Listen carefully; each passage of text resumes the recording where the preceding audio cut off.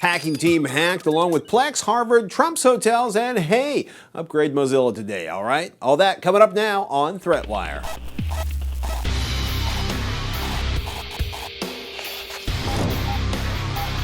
Happy Monday, people. I'm Patrick Norton, and this is ThreatWire for July 6, 2015, your summary of the threats to our security, privacy, and internet freedom. Big thanks to everybody who's been watching the show 3 times a week and supporting us. It has been, well, it's like Breach Fest this week, so let's get right into it. First up, 400 gigabytes of emails, files, and source code were allegedly taken from Hacking Team, the Italian company that sells, I'll quote Security Week here, lawful interception tools, or what they like to call offensive technology in Hacking Team. They sell it to law enforcement and intelligence agencies. The files are being eagerly examined by anybody that's torrented the file because, well, some of those emails and data seem to show Hacking Team was directly involved in selling its tools to countries with less than stellar human rights records, something that Hacking Team claimed it didn't do. The news was broken by Hacking Team's Twitter account, and according to CSO Online around 2:20 in the AM this morning, members of Hacking Team were up online pissed off, claiming that the data was false, that they were being framed, or at least they were on Twitter doing that until their personal Twitter accounts got taken over. Ouch.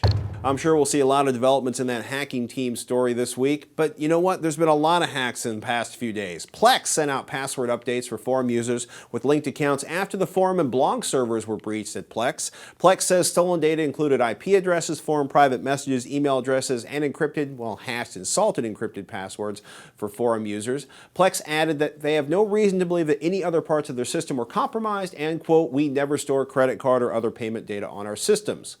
Meanwhile, Harvard's Faculty of Arts and Sciences and Central Administration are among the networks that have been compromised at Harvard. ThreatPost reports that, at the very least, this exposed users' school login and email information, while Harvard CIO says, quote, at this time we have no indication that personal data or research data have been exposed. It is possible that Harvard logins used to access your university accounts have been exposed. And apparently, Trump Hotel Collection, that's Donald Trump's hotel company, is trying to figure out if it has a credit card issue. Krebs on Security quotes Eric Trump, the executive VP, quote, like virtually every other company these days, we have been alerted to potential suspicious credit card activity and are in the midst of a thorough investigation to determine whether it involves any of our properties, end quote. One last thing before I go, if you're running Mozilla, do yourself a favor and update it. Firefox 39 was released last week and it squashes a big old pile of security bugs. While you're at it, make sure your operating system and antivirus are up to date too, because hey, if you don't update them, well, they don't do their job as well.